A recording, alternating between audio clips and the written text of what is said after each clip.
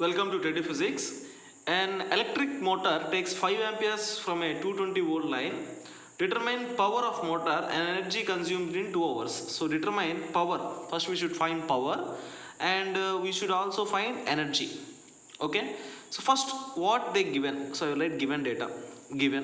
What they given more? If you see 5 ampere unit is ampere here. So current they given. So current is equal to 5 ampere. How you are saying, sir, it is ampere, it is current only, means you can see the units more. From seeing units we can say it is current only, ampere. In the same way voltage also they given. Voltage how much here? 220 volts. Very good. So what we should find now? We should find power. So we know power is equal to current into voltage. So power is equal to PI, current times of voltage. So by using this formula, what is the power more? That is equal to voltage is how much? 220 volts into current is how much? 5 ampere. So what is the answer? Multiply and you will get 1100 watt. So the unit is very important. Power unit is watt here. So the first part completed. First determine power and we find out power. And second part, energy consumed by the motor. We need to find out energy also. So what is the formula of energy? Okay, if you don't know the formula of energy, we know power formula, right?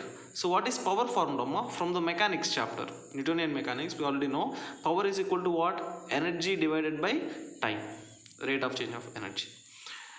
So energy divided by time, that means energy is how much more? Energy is equal to power into time. So power into time. Here it is doing division. If it goes this side, multiplication will comes. So energy is equal to power into time. So by using this formula, we can find out. So and power how much we got? Just now we did that power.